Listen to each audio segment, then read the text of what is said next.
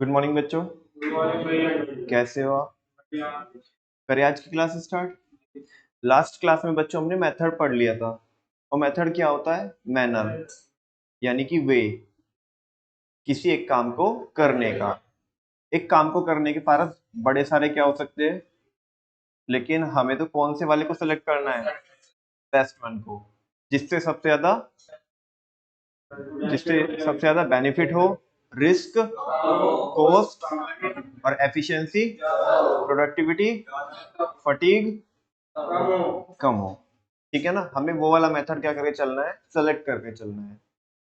Method procedure के सारे step को कवर नहीं करता, एक स्टेप को कवर करता है, मतलब एक एक करके वन वन टाइम में वन स्टेप को कवर करता है। बिकॉज एक प्रोसीजर के अंदर जितने भी स्टेप्स होते हैं, एक प्रोसीजर के अंदर जितने भी स्टेप्स होते हैं, अपने आप में अलग अलग स्टेप्स के अलग अलग क्या होते हैं? मेथड होते हैं। क्योंकि स्टेप्स भी क्या है? अलग अलग है, तो उनके मेथड भी क्या होंगे बच्चों? अलग अलग होंगे। ठीक है, बात समझ में आ रही है आपको? तो ये सब कुछ हम कर चुके थे, और ये रिपीटेटिव प्रॉब्लम के लिए बनाए जाते हैं क्या? मेथड। जो मेथड हम सेलेक्ट करके रखते हैं, वो रिपीटेटिव प्रॉब्लम्स के लिए करते हैं, जो रिकरिंग नेचर की प्रॉब्लम्स होती है। ताकि क्या है कि तभी भी वो प्रॉब्लम अराइज हो, तभी भी हम मतलब प्रॉब्लम भी मैंने उस दिन भी बोला था, बार बार पता नहीं मेरे मन से भी क्यों प्रॉब्लम ही निकल रहा है। कोई भी अगर हमें टास्क करना है, कोई भी असाइनमेंट हमें करना है, कोई भी एक्टिविटी हमें परफॉर्म करनी है, तो उसके मेथड होते हैं। ठीक है, तो जब भी वो हमें टास्क परफॉर्म करना होगा, तो हम उसी मेथड से करेंगे। तो बच्चों इससे फाइनली क्या भी आती है? यूनिफॉर्मिटी भी आती है। क्या आती है? यूनिफॉर्मिटी। ये सारी चीजें हम कर चुके थे बच्चों। मैं आपको एग्जांपल भी इसके बता चुका था। इन्वेंट्री वैल्यूएशन के मेथड होते हैं, LIFO, FIFO, weighted average. Depreciation के मेथड होते हैं, एसएलएम होता है, डब्ल्यूडीबी होता है, यूनिट आर मेथड होता है। ठीक है, और भी हमने जो प्रोसीजर के एक एक स्टेप देखे थे, उनके भी मेथड देखे थे। खैर, और फिर मैंने लास्ट आपको क्या पढ़ा दिया था? Features of methods. जो मेथड्स होते हैं, वो हिट एंड ट्रायल मेथड लगा करके आप सेलेक्ट करते हैं, या रिसर्च एंड एनालिसिस करके बराबर से इवेल्युएट करते हो आपकी इस मेथड में कितना फायदा मिलेगा, इसमें कितना मिलेगा, इसमें कितना मिलेगा। और जो मेथड्स होते हैं, वो आप इसलिए डिजाइन करते हो ताकि आपको एफिशिएंसी, आपके ऑर्गेनाइजेशन में एफिशिएंसी आ सके, और आपके जो ऑपरेशंस है वो इकोनॉमिकल चल सके, मतलब उनमें कम से कम पैसा लगे। आप मेथड वही सेलेक्ट करते हो जिसमें कॉस्ट कम आए, ताकि आपकी कंपनी को जो इकोनॉमीज है ना, इकोनॉमीज का फायदा मिल सके। इकोनॉमीज का मतलब है कि आपके जो फंड्स है, आपकी जो कॉस्ट है, वो कम आए। हाँ, ये इकोनॉमीज ऑफ स्केल थोड़ा सा मैं वो बोलना नहीं चाहता हूँ। वो शब्द इकोनॉमीज ऑफ स्केल का एक सेट ऑफ मीनिंग होता है। इकोनॉमीज ऑफ स्केल का मतलब होता है कि जब हम बड़े ऑपरेशन, बड़े लेवल पे क्या कर रहे होते हैं? रन कर रहे होते हैं, बड़े लेवल पे ऑपरेट कर रहे होते हैं, तो हमारी जो पर यूनिट कॉस्ट है वो क्या हो जाती है? कम हो जाती है। उसे बोलते हैं इकोनॉमीज ऑफ स्केल, है ना। यहाँ पे जनरली जो वर्ड लिखा है, इकोनॉमी लिखा है, मतलब क्योंकि वो स्केल की कोई बात नहीं चल रही है ना, कि बड़े स्केल पे हम काम करेंगे। यहाँ पे जस्ट किसकी बात चल रही है कि हम अच्छा मेथड सेलेक्ट करेंगे, तो हमारे को जो भी हम काम करेंगे उसमें इकोनॉमी आएगी। मतलब वो उसमें पैसा हमारा कम लगेगा, इन कंपैरिजन टू कि अगर हमने हिट एंड ट्रायल मेथड को अडॉप्ट किया हो, और कोई भी मेथड जस्ट ऐसे ही सेलेक्ट कर लिया हो। ठीक है जी। अच्छा, मेथड चेंज होता रहता है टास्क टू टास्क। ठीक है ना, जैसे टास्क चेंज होएगा, उसके मेथड भी क्या हो जाएंगे? चेंज हो जाएंगे। ये सारी चीजें हम देख चुके हैं। नेक्स्ट बच्चों, आज का फ्रेश टॉपिक है रूल्स।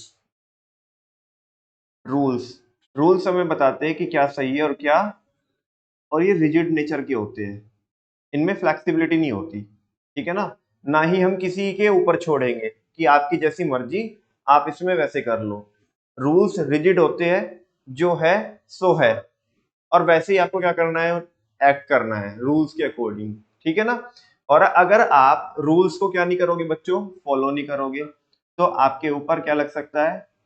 हाँ, आपके ऊपर फाइन लग सकता है। ठीक है ना, आपके ऊपर पेनल्टी लग सकती है। ठीक है ना, जुडिशियस एप्लीकेशन होगी किसकी? फाइन और पेनल्टी की। मतलब जो भी आपने जैसे भी मतलब उसके लिए सेट करके रखा होगा कि अगर आप इस रूल को वायलेट करते हो तो आपके ऊपर इतनी पेनल्टी है, तो जो भी ऑलरेडी प्री डिसाइडेड है, वैसा एक्शन आपके ऊपर लिया जाएगा। है ना। और रूल्स हमें ये बताते हैं कि क्या सही है और क्या गलत है। बहुत सिंपल है। देखो, rules tell us what is to be done, rules हमें ये बताते हैं कि क्या करना है, and what is not to be done in a particular situation, कि एक पर्टिकुलर सिचुएशन में आपको क्या करना है और क्या नहीं करना है। Whatever is said in the rules has to be followed, जो भी रूल्स में कहा गया है वो आपको फॉलो करना पड़ेगा। अपनी कोई मर्जी नहीं चलेगी तुम्हारी, कि तुम्हारी मर्जी होगी कि हम मानेंगे या नहीं मानेंगे ना, जो रूल है सो है, वो आपको वैसे परफॉर्म करना पड़ेगा विदाउट एनी थिंकिंग, बिना कुछ सोचे समझे। That is rules are rigid, वो यही बोलना चाहता है कि रूल्स कैसे होते हैं बच्चों, रिजिड होते हैं, इनको आप अपनी मर्जी से चेंज नहीं कर सकते, मैनेजमेंट ने जो डिसाइड किए तो डिसाइड किए हैं, ठीक है। And they don't allow any deviation, deviation क्या होता है बच्चों, चेंज, इनमें कोई भी चेंज अलाउ नहीं होता, ठीक है ना। मैं वापस से बार बार वही बोल रहा हूँ, अलग अलग शब्दों में घुमा फिरा के बात वही आ रही है, चाहे रिजिड बोलो, चाहे ये बोलो कि डेविएशन अलाउ नहीं होता, चाहे ये बोलो कि विदाउट थिंकिंग आपको जैसे है वैसे फॉलो करने पड़ेंगे, इनसे सारी मतलब तीनों स्टेटमेंट से यही बात निकल के आ रही है कि रूल को चेंज नहीं कर सकते आप, जैसे है एज इट इज आपको मानने पड़ेंगे, ठीक है ना। और अगर नहीं मानोगे तो आपके ऊपर फाइन एंड पेनल्टी लगेगी, ठीक है। For example, no smoking in the factory, rule है भाई, कोई भी अलाउ नहीं करेगा ना, कोई भी अलाउ नहीं करेगा फैक्ट्री में क्या करना, स्मोकिंग करना, बड़ा डेंजरस हो सकता है ना, मशीनें चल रही है, केमिकल्स हो सकते हैं, केमिकल रिएक्शन हो जाएगी, आग लगने का डर है, तो कोई भी अलाउ नहीं करेगा। जैसे मैंने पहले भी एक एग्जांपल दिया था आपको कि कोई भी टीचर ऐसे अलाउ करेगा अपनी क्लास में कि बच्चे, टीचर पढ़ा रहा है बच्चे स्मोकिंग कर रहे हैं, नहीं ना। तो ये रूल है, ये कोई पॉलिसी नहीं है कि भाई हम मना कर रहे हैं कोई और तुम्हें अलाउ कर देगा, उसका अपना स्टाइल है प्रॉब्लम को टैकल करने का, ऐसा नहीं है, रूल्स सबके लिए सेम होते हैं, ठीक है। नेक्स्ट है, गॉसिपिंग और talking uselessly during study hours में कॉज फाइन अप टू ₹500। कह रहे हैं कि अगर तुम क्लास में ऐसे ही क्या कर रहे हो, गप्पे मार रहे हो, ठीक है ना, कानाफूसी कर रहे हो, और बिना मतलब के क्या कर रहे हो, आप बोल रहे हो एक दूसरे से, होता है ना बच्चे आपस में कान में बात करते रहते हैं, सामने से क्लास चल रही है और बच्चे बात करते रहते हैं, तो ये बोल रहे हैं कि गॉसिपिंग और talking uselessly during study hours में कॉज फाइन अप टू ₹500। ये रूल हो सकता है कि अगर आप बिना फालतू में क्या करोगे, बात करोगे जब क्लास चल रही है, तो आपके ऊपर ₹500 तक का क्या लग सकता है, फाइन लग सकता है। मैंने ये नहीं बोला ₹500 का ही लगेगा, अप टू रुपीज, और ये किसी भी क्लास में, ये किसी भी क्लास का हो सकता है रूल, ठीक है ना। एटलीस्ट चलो अमाउंट मैं पहले ही बोल रहा हूँ, अमाउंट मैंने कोई फिक्स नहीं बोली, क्योंकि कोई ₹100 भी रख सकता है, कोई 200 भी रख सकता है, लेकिन ये तो कोई भी अलाउ नहीं करेगा ना कि किसी की क्लास चल रही होगी और आप बिना फालतू में ही कानाफूसी कर रहे हो, गप्पे लड़ा रहे हो, ठीक है ना, टीचर की बात नहीं सुन रहे हो, इधर उधर की बातें कर रहे हो यूजलेसली, जिनका कोई मतलब ही नहीं है, ठीक है ना। तो ये तो कोई भी अलाउ नहीं करेगा किसी भी क्लासरूम में, चाहे छोटी से छोटी क्लास हो, चाहे बड़ी से बड़ी क्लास हो, ठीक है ना, तो ये रूल है। नेक्स्ट है बच्चों, office phone is not allowed for personal calls at all, office का कॉल, ऑफिस का जो फोन है वो अलाउ ही नहीं है, किसके लिए, पर्सनल कॉल से, बिल्कुल भी नहीं, कोई भी अलाउ नहीं करेगा, ठीक है ना। ऑफिस का कॉल तुम ऑफिस ही जो ऑफिस का कॉल होता है वो ऑफिशियल पर्पस के लिए है ना, ऐसे हो ना तुम पर्सनल कॉल के लिए चलो ठीक है 1 1 घंटे तक जुड़े पड़े हो, ठीक है, ऐसा नहीं होगा बच्चों। नेक्स्ट है, using a mobile phone during study hours is prohibited, बताओ कौन अलाउ करेगा, कोई भी नहीं करेगा, ठीक है ना। तो ये सारे बच्चों क्या है, रूल्स है, ठीक है ना। पॉलिसी में रूल्स में फर्क समझ में आ रहा है, पॉलिसी किसी भी ऑर्गेनाइजेशन का खुद का तरीका होता है, खुद का तरीका होता है, ऑन स्टाइल होता है किसी प्रॉब्लम को टैकल करने का, जबकि रूल्स क्या होते हैं, रूल्स सबके लिए ऐसे ही होते हैं, ठीक है ना, वो सब बराबर से फॉलो करेंगे, पूरी इंडस्ट्री में फॉलो करेंगे, ठीक है ना। जैसे लास्ट वाला एग्जांपल देख लो कि मोबाइल फोन क्या है, प्रोहिबिटेड है, किसके दौरान, स्टडी आवर्स के दौरान, सभी प्रोहिबिट करेंगे, है ना, चाहे वो कोई से भी फील्ड में चले जाओ आप, ठीक है ना। इनफैक्ट अभी एक बच्चे से मेरी बात हो रही थी, तो वो तो बोले थे कि हमारे पूरे कैंपस में वाईफाई चलता है, लेकिन जहाँ पे हमारा डिपार्टमेंट है, जहाँ पे हमारी क्लास होती है, वहाँ पे जैमर लगाए हुए हैं, हमारे यूनिवर्सिटी वालों ने जैमर लगाए हुए हैं, उधर इंटरनेट ही नहीं चलता, ताकि किसको डिस्करेज कर सके, बच्चे को फोन चलाने के लिए, ठीक है ना। इनफैक्ट आप क्योंकि बहुत बड़ा कैंपस है, तो कैंपस की जो सड़कें हैं, सड़कों पे जाओगे तो वहां पे नेट चल जाएगा, लेकिन क्लासरूम के आसपास जैसे ही भटक जाओगे ना तुम, तो वहां पे नेट नहीं चलेगा, ठीक है। फीचर्स देखते बच्चों रूल्स के, पहला बहुत सिंपल बहुत आसान, rules specify what to do and what not to do. Rules आपको बताते हैं कि क्या करना है और क्या। पढ़ाई कर रहे हो तो फोन नहीं चलाना है, नहीं कर रहे हो तो चला सकते हो। Next, rules are rigid and compulsive in nature. Rules क्या होते हैं? रिजिड होते हैं, यानी कि इन्हें आप चेंज नहीं कर सकते। और ये कैसे नेचर के होते हैं? कंपल्सिव नेचर के होते हैं, मानने ही पड़ेंगे, चाहे तुम्हारी मर्जी हो चाहे मर्जी ना हो, मानने पड़ेंगे। नेक्स्ट है, rules are the code of conduct. ये कोड ऑफ कंडक्ट होता है ना। कोड ऑफ कंडक्ट मतलब वो सेट ऑफ स्टेटमेंट्स होते हैं, वो सेट ऑफ स्टेटमेंट्स होते हैं जो डिसिप्लिन मेंटेन करते हैं। कोड ऑफ कंडक्ट क्या होता है? वो सेट ऑफ स्टेटमेंट्स होते हैं जो क्या मेंटेन करते हैं? डिसिप्लिन मेंटेन करते हैं, ठीक है ना। इन्हें आप नॉर्म्स भी बोल सकते हो। क्या बोल सकते हो? नॉर्म्स। तो ये वो कोड ऑफ कंडक्ट होता है, ये वो जनरल इंस्ट्रक्शंस होती है इन एन ऑर्गेनाइजेशन। आगे लिखा नहीं है, मतलब इसने केवल इतना ही बताया है कि रूल्स कोड ऑफ कंडक्ट होते हैं। मैं आपको पूरा स्टेटमेंट बोल रहा हूँ कि रूल्स वो कोड ऑफ कंडक्ट होते हैं या वो नॉर्म्स होते हैं, वो जनरल इंस्ट्रक्शंस होती है जिनसे ऑर्गेनाइजेशन के अंदर क्या मेंटेन होता है? डिसिप्लिन, ठीक है ना।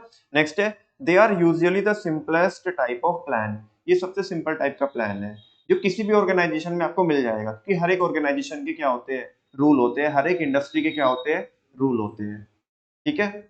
आगे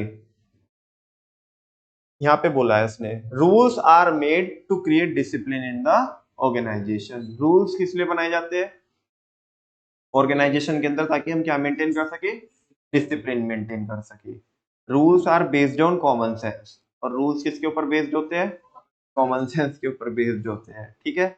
अब जैसे स्मोकिंग अलाउड नहीं है, तो उसका कोई रीजन है ना। जैसे पब्लिक प्लेस पे अलाउड नहीं होती स्मोकिंग, तो वो कॉमन सेंस के ऊपर ही तो है ना, कि अगर आप पब्लिक प्लेस पे क्या कर दोगे? अलाउ कर दोगे, तो यार छोटे छोटे बच्चे भी पब्लिक प्लेस को एक्सेस कर रहे हैं, पब्लिक पार्क्स को क्या कर रहे हैं? एक्सेस कर रहे हैं, है ना। वो देखेंगे कि देखो अंकल क्या गुरछल्ले उड़ा रहे हैं, है ना, तो गलत इंपैक्ट पड़ेगा ना। तो ये कॉमन सेंस के ऊपर बेस्ड होते हैं, उसी के बेस पे क्या बनाए जाते हैं? रूल्स बनाए जाते हैं। और rules guide human behaviour. Rules क्या करते हैं? ह्यूमन बिहेवियर को गाइड करते हैं कि उसे किस कंडीशन में कैसे क्या करना है? परफॉर्म करना है, ठीक है ना। जिससे कि अल्टीमेटली उसका क्या पता चलता है? बिहेवियर पता चलता है। क्या पता चलता है?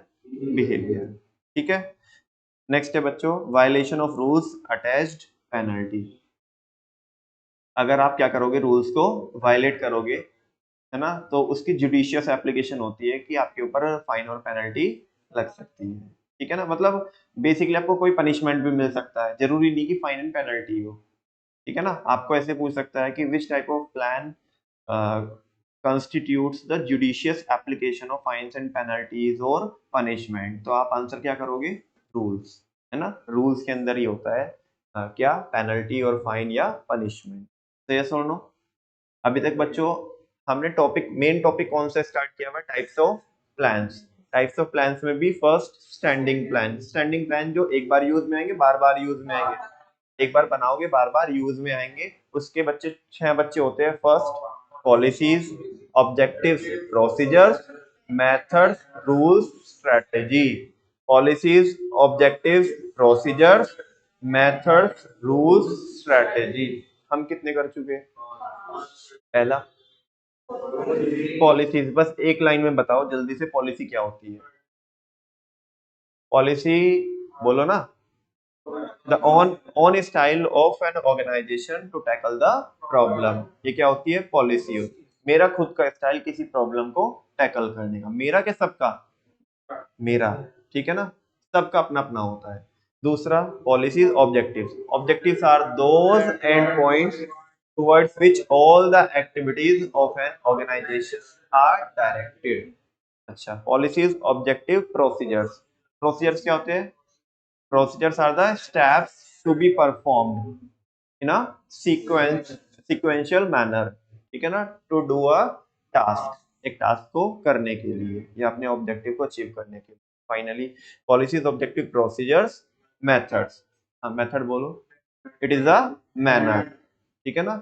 It is related to all the steps of the procedure और it is related to the single step of the procedure, all the steps single steps at one time. ठीक है ना, कवर तो सबको ही करता है लेकिन एक टाइम में एक स्टेप को कवर करता है। उसके अंदर जाकर के, डीप में जाकर के जब आप उसके भी मेथड निकालोगे ना, मैनर निकालोगे, तो उसको वो मेथड होता है। ठीक है, policies, objective, procedures, method, rules, बोलो रूल्स। हाँ, रूल्स ये बताते हैं कि क्या करना है और क्या, ये नॉर्म्स है, नॉर्म्स होते हैं। ठीक है ना, रेगुलेशन होते हैं, ये कोड ऑफ कंडक्ट होता है, और इनको अगर आप वायलेट करते हो तो आपके ऊपर फाइन, पेनल्टी या पनिशमेंट वगैरह की एप्लीकेशन हो सकती है। और ये रिजिड होते हैं, इनमें कोई भी डेविएशन अलाउड नहीं होता, कंपल्सिव नेचर के होते हैं, जैसे है वैसे ही रहेंगे और वैसे आपको फॉलो करने पड़ेंगे, चाहे मर्जी हो या ना हो। ठीक है, लास्ट बच्चों, स्ट्रेटेजी।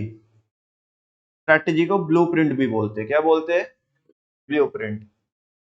स्ट्रेटेजी वैसे तो हिंदी में अगर इसको कन्वर्ट करोगे तो षड्यंत्र होता है।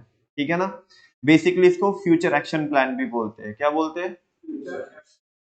फ्यूचर एक्शन प्लान क्यों बोलते हैं इसको? बिकॉज ये जो प्लान बनाया जाता है ना, strategy is a specific type of plan which is made to tackle the competitor. किसको टैकल करने के लिए? कॉम्पिटिटर को टैकल करने के लिए, कि उसका मूव क्या होगा, उसका मूव क्या होगा, उसके मूव को कंसीडर करके, उसके मूव को कंसीडर करके, है ना, हमने जो प्लान डेवलप किया है उसको स्ट्रेटेजी बोलते हैं, कि ये क्या करने वाला है और ये क्या कर रहा है। ठीक है ना, उसके रेस्पॉन्स में हम क्या करेंगे, उसके रेस्पॉन्स में हम क्या करेंगे।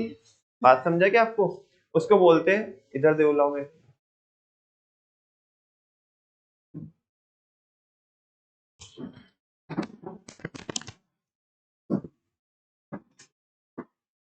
भाई बच्चों 6 बजे तक आ जाया करो आप, है ना, 6 बजे तक तो कोई दिक्कत नहीं होगी। अगर उसके बाद आप ऐसे आओगे तो शायद डिस्टरबेंस हो जाएगा। आई होप आप ध्यान रखोगे। हाँ जी, क्योंकि फिर बीच में से समझ में भी नहीं आएगा। अब उल्टा मेरा भी दिमाग खराब होए, आपको भी समझ में ना आए, फिर आपको ये लगे नमन भैया बहुत पूरा बिजनेस स्टडीज पढ़ाते हैं, तो वो सही नहीं है। ठीक है,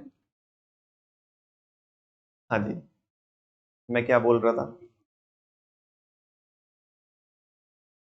हाँ, सामने वाला जो कॉम्पिटिटर है हमारा, तो कॉम्पिटिटर क्या कर रहा है और वो हमें कैसे इम्पैक्ट करने की कोशिश कर रहा है। कैसे के पॉजिटिव तो करेगा नहीं, हमें कॉम्पिटिटर है तो हमारा हमेशा हमें नेगेटिवली ही इम्पैक्ट करने की कोशिश करेगा। उसके रिस्पॉन्स में हम जो रिस्पॉन्ड कर रहे हैं, ठीक है ना, कि हम अब आगे का क्या हमारे पास गेम प्लान है, हमारे पास आगे का अब क्या गेम प्लान है, उसको क्या बोलते हैं? स्ट्रैटेजी बोलते हैं। क्या बोलते हैं? स्ट्रैटेजी। एग्जाम्पल से समझाता हूँ बच्चों। एक जमाना था कि व्हाट्सएप की ग्रोथ बहुत तेज स्पीड से हो रही थी।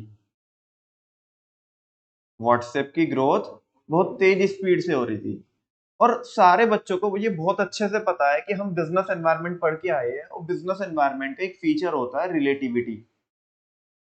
आपको कुछ याद हो तो, रिलेटिविटी, वो याद है ना आपको? इफ टोटल कार्ड का रुपीस ज्यादा होगा तो हमारी पॉकेट पर ज्यादा इंपैक्ट पड़ेगा। उसका एक हेडिंग है वहां पे, रिलेटिविटी।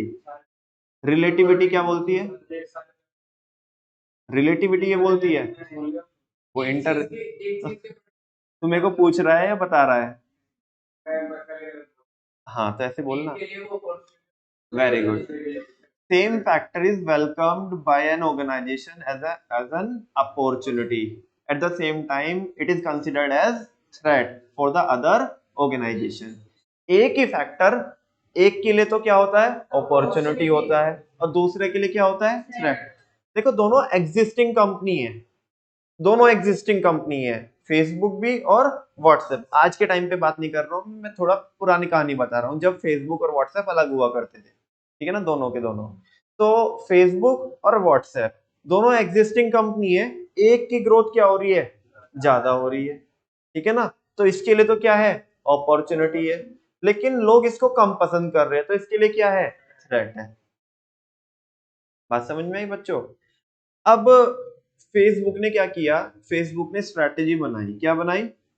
और स्ट्रैटेजी इतना तगड़ा गेम प्लान खेला कि किसको ही अपना बना लिया, व्हाट्सएप को ही। कह रहे तू मेरे लिए क्या है ना, राइट है ना, तू मेरे लिए क्या है, और अगर मैं तेरे को अपना बना लूं तो तू मेरे लिए क्या बन जाएगी, अपॉर्चुनिटी। से यस और नो, से यस और नो। आवाज नहीं आई, कम आई मेरे को आवाज।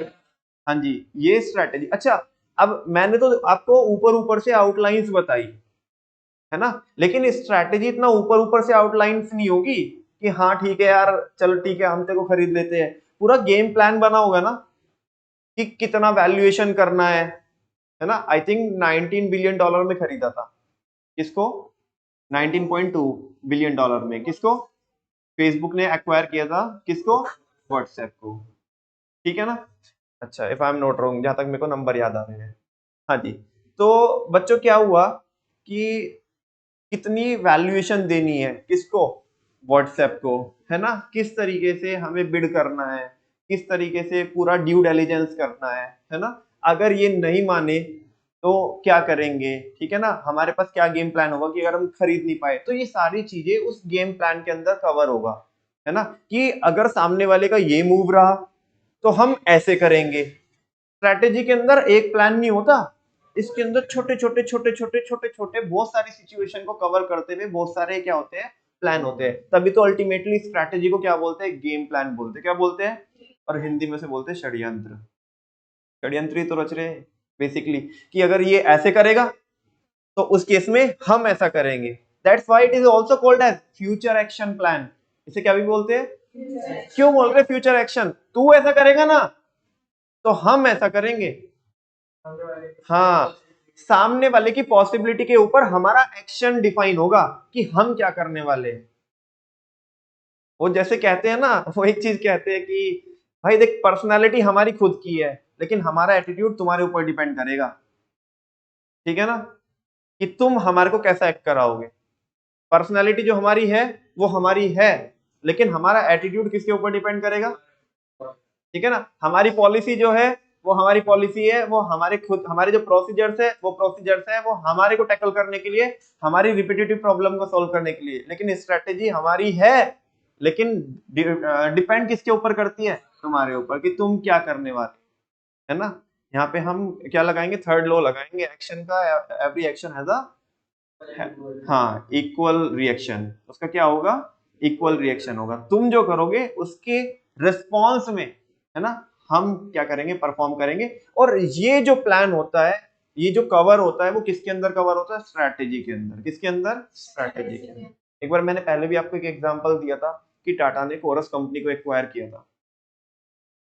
टाटा कहाँ छोटी कंपनी, ठीक है ना, कोरस एक बहुत बड़ी कंपनी, और छोटी कंपनी ने किसको एक्वायर कर लिया, है ना। लोग आज भी टाटा साहब को इसके लिए बहुत मतलब अप्रिशिएट करते हैं कि कहा यार क्या कुछ तो स्ट्रैटेजी लगाई होगी ना। अक्सर क्या होता है कि बड़े लोग छोटे को खा जाते हैं, है ना। जैसे अभी क्या हुआ बच्चों, मार्केट में, मैं जियो के लिए बोलूंगा, है ना, जियो भी अपने आप में एक स्ट्रैटेजी थी ना कि पूरी मार्केट को कैसे डिसरप्ट करेंगे। तुम्हें क्या लगा कि एकदम से जियो आ गई और फिर बस उन्होंने नॉर्मली बिजनेस चालू करना स्टार्ट किया और मार्केट से सब आउट हो गए, सबको मतलब उन्होंने धूल चटा दी, ऐसे कोई ना होता है ना। पीछे से पूरा गेम प्लान होगा ना कि आगे मार्केट को कैसे डिसरप्ट करेंगे।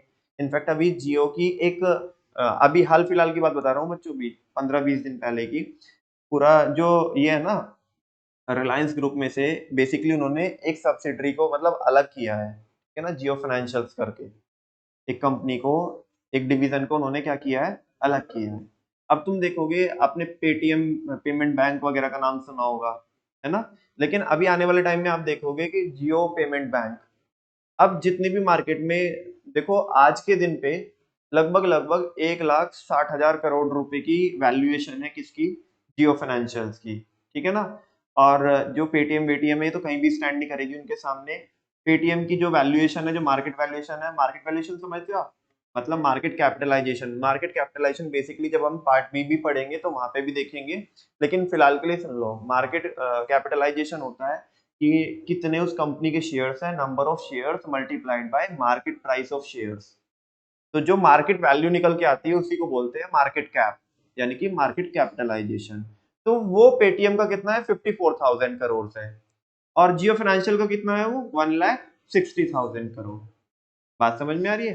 अच्छा, अभी जब जियो किस में काम करना चालू करेंगे, इस फाइनेंशियल सेक्टर में काम करना चालू करेंगे, ठीक है, तो और भी जैसे और भी कंपनीज है, बजाज फिनसर्व है, ये वो अलग एक सेक्टर में ऑपरेट करती है, पेटीएम अलग सेक्टर में क्या कर रहे हैं, ऑपरेट कर रहे हैं, ठीक है ना। तो ये इन्हें सबको क्या करेंगे, धीरे धीरे करके, क्योंकि इनके पास कैपिटल बेस इतना अच्छा है और एक लिगेसी है। ऑलरेडी रिलायंस की क्या है, एक लिगेसी है, और उसे लीड कौन कर रहा है, आकाश अंबानी, मुकेश अंबानी का बड़ा बेटा, ठीक है ना।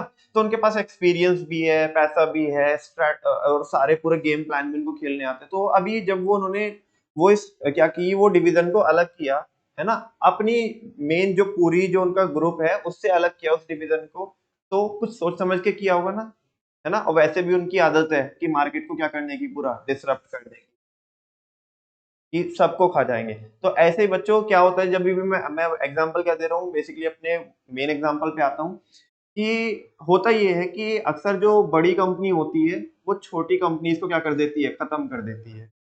लेकिन टाटा ने क्या किया है, टाटा के वो बड़े सारे डिसीजंस, मैं नैनो की बात नहीं कर रहा हूँ, नैनो क्या भी रहा है, नैनो में थोड़ी मिस्टेक भी रही है, वो हमने पहले भी देखा है। लेकिन टाटा ने बहुत सारे वेंचर्स को ऐसे एक्वायर किया है कि जिनमें टाटा की बड़ी मतलब टाटा ग्रुप को बड़ा अप्रिसिएशन मिलता है। जैसे कि लैंड रोवर, लैंड रोवर की एक अपनी कहानी है, टाटा ने किसको एक्वायर करके रखा है, लैंड रोवर, उसकी एक अपनी कहानी है, ठीक है ना। और आज मैं आपको मतलब यहाँ पे बहुत सारी चीजें ऐसे डिस्कस नहीं कर सकता मैं, क्योंकि अल्टीमेटली हमारा भी एक टाइम फ्रेम है।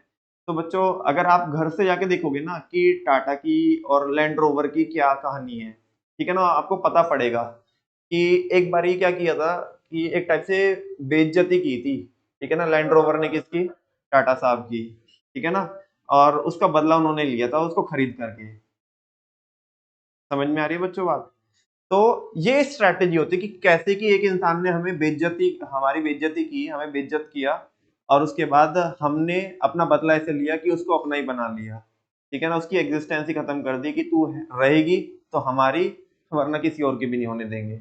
सुनो, ये स्ट्रैटेजी होती है, इसके लिए लोग बड़े बड़े गेम प्लान खेलते हैं, छोटे छोटे प्लान कवर करके चलते कि ऐसा हुआ तो ऐसे होगा, है ना, पूरा डिटेल में जा करके। तुम समझो स्ट्रैटेजी, बस हिंदी में तो समझ में आता है कि थोड़ा फील आती है, स्ट्रैटेजी में वो भारीपन नहीं आता, हिंदी वाले शब्द में थोड़ा भारीपन आता है कि हाँ यार ये क्या प्लान होगा, किस टाइप का प्लान होगा, षड्यंत्र। उसमें पता लगता है कि इस प्लान की डेप्थ कितनी होगी, है ना, कि कितना गहराई में जाकर के कि हर एक चीज को कवर किया हुआ है। एक एग्जाम्पल और देता हूँ बच्चों, ऐसे बड़े सारे एग्जाम्पल है मार्केट में, कि फ्लिपकार्ट ने किसको एक्वायर कर लिया था, मिंत्रा को। वो बात की बात है कि बाद में कि बेस्ट प्राइस वालों ने, यानी कि वॉलमार्ट वालों ने किसको एक्वायर कर लिया, फ्लिपकार्ट को ही, ठीक है ना। अच्छा, तो ये मार्केट में चलता रहता है कि ये स्ट्रेटेजी की जब हमें लगता है कि हमारा कॉम्पिटिटर हमारे से आगे निकल रहा है, तो उसमें हमारा मूव क्या होगा, वो सारे जितने भी छोटे बड़े प्लान मिला करके आप एक, है ना, एक साउंड प्लान बनाते हो, एक ब्लूप्रिंट बनाते हो। ब्लूप्रिंट समझता है आपको, आपके टीचर भी आपको ब्लूप्रिंट देते होंगे कि इस चैप्टर में से वेरी शॉर्ट, शॉर्ट, लॉन्ग, इतने इतने नंबर के आएंगे, उसमें भी टॉपिक वो कि ये इसकी जो रेलिवेंसी है, इसकी जो वेटेज है वो ज्यादा है, इसकी कम है, ठीक है ना। वो ब्लूप्रिंट होता है, उसके अकॉर्डिंग ना आपको ना टारगेट को हिट करना बड़ा क्या हो जाता है, आसान हो जाता है, इजी हो जाता है, और आपकी एनर्जी उस वाले एरिया पे ज्यादा लगती है जो सबसे ज्यादा जरूरी होता है, ठीक है ना। शेयर सुनो बच्चों, तो इसीलिए इसको ब्लूप्रिंट बोलते हैं। हाँ, तो मैं बोल रहा था कि मार्केट में बड़े सारे ऐसे एग्जांपल्स हैं। एक बारी की एक और थोड़ा सा मैं डिटेल में एक आपको डिस्कस करता हूँ आपके साथ एक स्ट्रैटेजी का एक एग्जांपल। मेरे को बहुत अच्छे से तो ये याद नहीं है कि मतलब क्या है कि दो, आपने कोका कोला और पेप्सी का तो नाम सुना होगा, दोनों में से मेरे को ये पक्का याद नहीं आ रहा कि किसने एक प्रोडक्ट लॉन्च करना था, कोई तो दोनों में से एक कंपनी थी, इन्हें क्या करना था, एक प्रोडक्ट लॉन्च करना था। और वो क्या कर रहे थे, बड़ा तेज स्पीड से क्या कर रहे थे, काम कर रहे थे। तो विद इन अ वीक इनका प्रोडक्ट लॉन्च होना था। और हुआ यूं बच्चों कि इन जो भी कंपनी इनमें से, लेट सपोज कोई भी एक मान लेते हैं, एग्जांपल के तौर पे मान लेते हैं कोई भी है, क्योंकि मेरे को भी एग्जैक्टली याद नहीं आ रहा कि दोनों में से कौन सी कंपनी का प्रोडक्ट लॉन्च होने वाला था। लेट सपोज कोका कोला का प्रोडक्ट क्या होने वाला था, लॉन्च होने वाला था, है ना, विद इन अ वीक। अब जो प्रोडक्ट मैनेजर था, क्योंकि सारे ऑपरेशंस क्या हो चुके थे, बिल्कुल कंप्लीट हो चुके थे, फाइनलाइज हो चुके थे, जस्ट प्रोडक्ट की लॉन्चिंग होनी थी। तो कंपनी ने क्या किया कि जब एक कॉर्पोरेट कल्चर ये होता है कि अगर कोई इंसान बहुत टाइम से किसी प्रोडक्ट पे काम कर रहा हो, है ना, तो थोड़ा सा उसे रिलैक्सेशन देने के लिए उसे घूमने घूमने घुमाने भेज देते हैं, कह रहे कि अभी तुम चिल करके आओ, है ना। तो वो कोका कोला ने अपने कंपनी के, मेरे एग्जाम्पल में चल रहा है, ठीक है ना, ऐसे समझना, क्योंकि मेरे को ये नहीं पता कि वो पेप्सी का था कि कोका कोला का था, मेरे अभी माइंड से स्लिप हो रहा है। हाँ, तो मैं क्या बोल रहा हूँ बच्चों आपको, तो लेट्स सपोज कोका कोला ने अपने प्रोडक्ट मैनेजर को घूमने भेज दिया, और है एक्चुअल में ये एक्चुअल में चल रहा है, ये कहानी एक्चुअल में चल रही है। तो वो उन्होंने गोवा भेज दिया, मैंने बताया था कि आपको जब 11th क्लास में कोई समझाया किसी टॉपिक में आया होगा तो उन्होंने कहाँ पे भेज दिया, उसको गोवा भेज दिया, ठीक है ना। अब जो दूसरे वाली कंपनी थी, ऑपोजिट कंपनी थी, ठीक है, लेट्स सपोज पेप्सी, तो पेप्सी उनके हर एक मूव पे नजर रखे थी कि यार इनकी कंपनी में कुछ तो चल रहा है ना, कुछ तो चल रहा है कि जिससे शायद ये हमें नेगेटिव इम्पैक्ट पहुंचा सकते हैं, या पहुंचा मतलब ऐसी इंटेंशन नहीं है, वो अच्छा कर रहे हैं लेकिन हमारे ऊपर उससे क्या पड़ेगा, नेगेटिव इम्पैक्ट पड़ेगा। तो इन्होंने हर एक मूव पे नजर रखी, इन्होंने देखा कि यार अच्छा अभी कोई एक बंदे को जो एक काफी सीनियर बंदा है, तो उसको इन्होंने कहीं घूमने भेजा है, तो इन्होंने क्या गेम प्लान खेला, उसकी हनी ट्रैपिंग करा दी। क्या करा दी? हनी ट्रैपिंग समझते हो आप? नहीं समझते हो? कुछ बच्चे समझते होंगे, चलो। हनी ट्रैपिंग क्या होती है बेसिकली कि जिस होटल में वो बंदा रुका हुआ था, उनका प्रोडक्ट मैनेजर, तो वहां पे किसी एक मॉडल को भेजा, ठीक है, और मॉडल को भेज करके उसको क्या कर दिया, इन्फ्लुएंस कर दिया, उसकी वीडियोस वगैरह बनवा ली, ठीक है, और बाद में उसे क्या करते हैं, ब्लैकमेल करते हैं। इसको बेसिकली बोलते हैं हनी ट्रैपिंग करना, ठीक है ना। किसी को, ये बेसिकली क्योंकि लड़कियों के अंदर एक पावर होती है, ठीक है ना, और उस पावर को लोग क्या करते हैं, मिसयूज करते हैं, ठीक है ना। कभी तुमने जैसे एक अवध ओझा सर को सुना है तुमने कभी? सुनते हो? यूपीएससी वाले, वो जो यूपीएससी वालों की क्लासेस लेते हैं, अवध ओझा सर, है ना, वो भी इस बारे में बोलते हैं कि कभी भी तुम देखना कि जो व्योमन होती है ना, व्योमन किसका सिंबल है, पावर का सिंबल है, किसका सिंबल है, पावर का सिंबल है, ठीक है। और वो भी बोलते हैं कि कभी तुमने ऐसी सुनी होगी, ऐसी सी टर्म सुनी होगी कि हनी ट्रैपिंग, हना ट्रैपिंग नहीं सुना होगा। वो ऐसा बोलते हैं, ठीक है।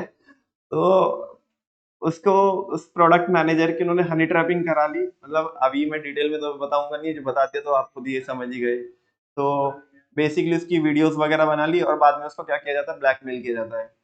और जस्ट ऐसे कुछ नहीं चाहते हम, बस ये चाहते हैं कि ये बता दे कि चल क्या रहा है, ठीक है। अब मरता क्या ना करता, अगले को तो फंसा ही दिया, ठीक है ना। अब एक ठीक ठाक लेवल का बंदा, अच्छे खासे लेवल का बंदा कॉर्पोरेट कल्चर में, ठीक है ना, जितने भी जो पीयर कंपनीज है ना, इंडस्ट्री है, उसमें थोड़ा इज्जत है ना, तो बंदे की इज्जत जाएगी। तो अब उसे ब्लैकमेल किया, तो या बस यही बोला कि या तो बता दे कि क्या चल रहा है, अदरवाइज ये वीडियो कल तेरे को वायरल मिलेगी। तो मरता क्या ना करता, उसने बता दिए, कंपनी के सारे प्लान्स बता दिए कि भाई ऐसे ऐसे ये प्रोडक्ट चल रहा है हमारा, और हम ये विद इन अ वीक क्या करने वाले हैं, इसको लॉन्च करने वाले हैं, ये वो करके। अच्छा, अभी इतना बड़ा गेम प्लान खेला ऑपोजिट कंपनी ने, भाई अगले हफ्ते के पहले पहले उस कंपनी का वो प्रोडक्ट लॉन्च हो रहा है, ठीक है ना, जिसका एक्चुअल में प्लान था, और जो इतने टाइम से क्या कर रहे थे, काम कर रहे थे, उनका प्रोडक्ट तो क्या नहीं हुआ, लॉन्च नहीं हुआ। उन्होंने एक हफ्ते से पहले पहले क्या कर दिया, वो प्रोडक्ट लॉन्च कर दिया। तो आइस पाइस धप्पा नहीं लग गया ये कि हुआ क्या? इससे अच्छा एग्जांपल मुझे नहीं लगता है स्ट्रेटेजी को समझाने के लिए हो सकता है। ये स्ट्रेटेजी क्या होती है, बोलो, बात समझ में आती है कि नहीं? टेक्स्ट पढ़ना चालू करें इसका? चलो देखो, strategy is a comprehensive plan. ये कैसा प्लान होता है? कॉम्प्रिहेंसिव क्यों बोल रहे, सिंपल क्यों नहीं बोला इन्होंने, कॉम्प्रिहेंसिव क्यों बोला? क्योंकि इसमें यार बहुत सारी सिचुएशंस कवर होती है, कि अगर, क्योंकि फ्यूचर सारे बच्चों को पता है अनसर्टेन होता है, हमें नहीं पता ना कि फ्यूचर में क्या होगा। तो हम आज हर एक पॉसिबिलिटी को कवर करके चल रहे हैं कि हम इसको अपना बनाने का ऑफर देंगे, प्रपोजल देंगे। उसने मना कर दिया, चाटा लगा, तो क्या होगा, है ना, चाटा नहीं लगा, एक्सेप्ट हो गया, तो क्या अगला मूव क्या होगा, व्हाट नेक्स्ट, मतलब इसमें होता है what next, what next, if this then what, what the next action, ठीक है ना। और इफ नॉट दैट, तो देन क्या होगा। तो सारी चीजें कवर, अब क्यों जितनी भी पॉसिबिलिटी आ रही है, तुमने अपनी पूरी टीम लगाई हुई है ना, कि तुम अपनी पॉसिबिलिटी सोचो कि क्या क्या हो सकता है। इसने ऐसा बोला तो क्या होगा, ऐसा किया तो क्या होगा, ये एक्शन होगा तो क्या होगा, ठीक है ना। यस और नो? ये बच्चों क्या होती है स्ट्रेटेजी। ये सिंपल प्लान नहीं होता है, बड़ा क्या होता है कॉम्प्रिहेंसिव प्लान होता है, बिकॉज इसमें डेप्थ बहुत ज्यादा होती है ना, हर एक पॉसिबिलिटी को कवर किया होता है। Strategy is a comprehensive plan made in response to changes made in the business environment. Strategy एक ऐसा कॉम्प्रिहेंसिव प्लान होता है जो बनाया जाता है इन रिस्पॉन्स टू, किसके रिस्पॉन्स में? Changes made in the business environment. हमारे बिजनेस के एनवायरनमेंट में जो चेंजेस हो रहे हैं उनके रिस्पॉन्स में हम जो प्लान ड्रॉ करते हैं उसको क्या बोलते हैं स्ट्रैटेजी। और खासकर बिजनेस एनवायरनमेंट के चेंज होने में भी खासकर खासकर जो कॉम्पिटिटर जो मूव ले रहा है ना, उसके मूव को टैकल करने के लिए, उसको मैनेज करने के लिए जो हम बनाते हैं वो स्ट्रैटेजी बनाते हैं to achieve the organisational objectives, ताकि हमारे जो पूरे ऑर्गेनाइजेशन के जो ऑब्जेक्टिव्स है, जो कॉमन ऑब्जेक्टिव्स है, वो क्या हो सके, अचीव हो सके। अगले वाला बुलेट पढ़ना एक बारी। Strategy depends upon the plan of, इतनी देर से हम ये तो बजा रहे हैं कि हमारा प्लान, हमारी स्ट्रेटेजी किसके ऊपर डिपेंड करेगी? दूसरों के ऊपर। That is the competitor, that's why strategy is also known as the future action plan. उसे क्या भी बोलते हैं? Future action plan. क्योंकि आज हम नहीं बता सकते ना कि तुम जो करोगे उसके बेसिस पे हमारा एक्शन डिफाइन होगा, ठीक है ना, कि हम क्या एक्ट करने वाले हैं, हम क्या परफॉर्म करने वाले हैं। नेक्स्ट है, अभी बोल रहा है, इससे थोड़ा भारीपन आता है स्ट्रैटेजी में। Strategy is a game plan, ये एक षड्यंत्र होता है, गेम प्लान होता है that stairs the form towards success, जो फॉर्म को स्टीयर्स मतलब आगे बढ़ाने में हेल्प करती है, सक्सेस को अचीव करने में हेल्प करती है ना, जो फॉर्म को, ऑर्गेनाइजेशन को ड्राइव करती है, ठीक है। क्योंकि यार आजकल का जमाना बड़ा बहुत क्या है ना, बहुत रूड टाइप का जमाना है, और लोग ना बस ये चीज देख रहे हैं कि सामने वाले को गिरा करके कैसे आगे बढ़ सकते हैं। तो आजकल के ज़माने में स्ट्रैटेजी बनाना बड़ा क्या हो जाता है, ज़रूरी हो जाता है ना, कि अगले वाला अगर ऐसा करेगा तो हम कैसा करेंगे, ठीक है। Strategy involves preparing oneself for meeting enforcing factor. Strategy इसलिए बनाई जाती है ताकि जो अनफोर्सिंग फैक्टर है उनको आप क्या कर सको, एफिशिएंटली क्या कर सको, टैकल कर सको, है ना। जो अनफोर्सिंग फैक्टर्स है उसके लिए आप आज अपने आप को क्या कर रहे हो, प्रिपेयर कर रहे हो। ऐसा नहीं, अगर तुमने अपने आप को स्ट्रेटेजी बना करके प्रिपेयर नहीं किया तो आइस पाइस धप्पा जो सामने वाले को लगना था ना वो तुम्हें लग जाएगा, तो तुम बोलोगे ये क्या हुआ, ठीक है। आगे बोल रहे हैं, स्ट्रेटेजी प्रोवाइड द ब्रॉड कॉन्टर्स। ऐसे ये एग्जाम के लिए काफी इंपॉर्टेंट है ये वाली लाइन। वो बोल रहे स्ट्रेटेजी क्या देती है आपको, ब्रॉड कॉन्टर्स। मतलब कॉन्टर्स का मतलब क्या होता है, कोई बता सकता है? हाँ जी, नहीं, strategy provide the broad contrast मतलब आउटलाइंस, ब्रॉड आउटलाइंस। स्ट्रेटेजी क्या देती है आपको, ब्रॉड आउटलाइंस देती है। मतलब अच्छा पहले तो ये बताओ मेरे को, इसका जो स्ट्रेटेजी का स्कोप होता है, थोड़ा सा आसान जो भाषा है उसमें समझाता हूँ। स्ट्रेटेजी का जो स्कोप होता है वो बहुत नैरो होता है, बहुत वाइड होता है, वाइड होता है। और वाइड के बजाय मैं वर्ड ब्रॉड यूज कर सकता हूँ, ब्रॉड, है ना। और कॉन्ट्रास्ट मतलब आउटलाइंस, यार मतलब ऐसा, ऐसी आउटलाइंस, ऐसे वो ऐसे पॉइंटर्स जिनकी डेप्थ बहुत ज्यादा हो, मतलब जिनको आपने बहुत गहराई से सोचा हो, है ना। हर एक चीज के बारे में आपने, हर एक पॉइंट के बारे में आपने क्या किया हो, वहां पे कवर अप की हो चीजें कि ये सिचुएशन में क्या क्या करने वाले हो आप, है ना। और उसमें भी बच्चों क्या होते हैं, उसमें भी उसके भी ऑल्टरनेटिव्स होते हैं। मतलब एक मूव को टैकल हम ऐसे करेंगे, और इसमें भी कई दो तीन तरीके बना के रखोगे कि इसमें ये वाला तरीका भी वर्क कर सकता है, ये भी कर सकता है और ये भी कर सकता है। बिकॉज बच्चों सारी पॉसिबिलिटी पहले सोच लोगे तो टाइम पे एक्शन ले सकते हो, है ना। और लेकिन अगर तुम्हें आइस पाइस धप्पा लगेगा तभी क्या लोगे, डिसीजन लोगे। तो सारे बच्चों को ये प्लानिंग की लिमिटेशन पता है कि अर्जेंसी के टाइम पे प्लानिंग नहीं की जा सकती, because planning is a time consuming process. Planning एक कैसी प्रोसेस होती है, टाइम कंज्यूमिंग प्रोसेस होती है। सारी चीजों को लिंक करके पढ़ोगे तो समझ में आएगा अच्छे से। अगर सारे पॉइंट्स को, सारे टॉपिक्स को अलग अलग इंडिपेंडेंटली पढ़ोगे तो फिर अच्छी लिंकिंग नहीं हो पाएगी, और अच्छे से स्टडी नहीं हो पाएगी, और अच्छे से आप केस स्टडी को सॉल्व नहीं कर पाओगे, ठीक है ना। तो यहाँ पे ना जो स्ट्रैटेजी होती है वो ब्रॉड काउंटर प्रोवाइड कराती है, मतलब आपको, आपने हर एक एस्पेक्ट को कवर किया होता है उसमें, बहुत डिटेल में होती है ना। बहुत डिटेल में आपने पूरी रूपरेखा बनाई होती है। हिंदी में एक शब्द बोलते हैं ना काउंटर का, मतलब अगर ऐसे ही बोल दो तो मैं रूपरेखा जिसे बोलते हैं, ठीक है। ऑफ एन ऑर्गेनाइजेशंस बिजनेस, एक ऑर्गेनाइजेशन के बिजनेस बिजनेस के लिए जो बड़े स्केल पे वाइडर जिसका स्कोप होता है, उस बेसिस पे आपने उन सारी चीजों को कवर करके जो आपने सारी आउटलाइंस ड्रॉ की होती है, हर एक एस्पेक्ट को कवर किया होता है, उसी को बोलते हैं ब्रॉड कॉन्टर्स, ठीक है ना। Finally strategies are developed to meet competition. और स्ट्रेटेजी किसको जो स्ट्रेटेजी को डेवलप किया जाता है वो किसको फेस करने के लिए बनाया जाता है, स्ट्रेटेजी को कंपटीशन को फेस करने के लिए, and to achieve organisational objective. मैंने बहुत सिंपली लिख दिया है यहाँ पे, फॉर एग्जांपल फ्लिपकार्ट और मिंत्रा, ठीक है ना, फेसबुक और व्हाट्सएप, टाटा कोरस, ठीक है। और भी जैसे कि मैंने आपको क्या बोला, टाटा का लैंड रोवर के साथ भी आप देख सकते हो, तो वो भी एक स्ट्रैटेजी का एक एग्जांपल है। और मैंने क्या बोला आपको, वो कोक और पेप्सी का देख लेना, है ना, उसके बारे में भी आप करोगे ना, आपको बड़ी इंटरेस्टिंग सी केस स्टडीज होती है, आप सर्च करोगे ना तो बहुत सारे पॉइंटर्स आपको मिलेंगे, ठीक है। फाइनली बच्चों, हमारे जो स्टैंडिंग प्लान है वो क्या हो गए, कंप्लीट हो गए। Standing plan, there are 6 types of standing plan. Which one is, पहला पहला है वो पॉलिसीज, बता सकते हो क्या होता है, मतलब ऐसे आता है ना आपको। हाँ जी, चलो 6 के 6, चलो एक साथ बताओ। पहला objective, procedure, method, rules, strategy. Pop MRS, P for O for P for procedure, M for R for S for policies, objective, procedure, methods, rules, strategy. One more time. Method, rules, ठीक है ना। 6 plan हमारे cover हो गए, बहुत simple, बहुत आसान, छोटू सा चैप्टर है। नेक्स्ट है, और बच्चों अंतिम क्षण इस चैप्टर के चल रहे हैं, आज भी हो सकता है कंप्लीट, आज नहीं हो तो कल तो हो ही जाना है, ठीक है। सिंगल यूज प्लान, नाम से डिफाइंड है, सिंगल यूज प्लान, ऐसे प्लान जो एक ही बार यूज में आएंगे। ये रिकरिंग प्रॉब्लम को सॉल्व करने के लिए नहीं बनाए जाते, ये ऐसी प्रॉब्लम को सॉल्व करने के लिए बनाए जाते हैं कि जो प्रॉब्लम वन टाइम अराइज होगी। और इसका हमने प्रॉपर पढ़ा तो है, ये पहले भी इसका हमने समझा है कि मैंने एग्जांपल भी किस पे लेके दिया था, यहाँ पे वर्मा जी पे, है ना।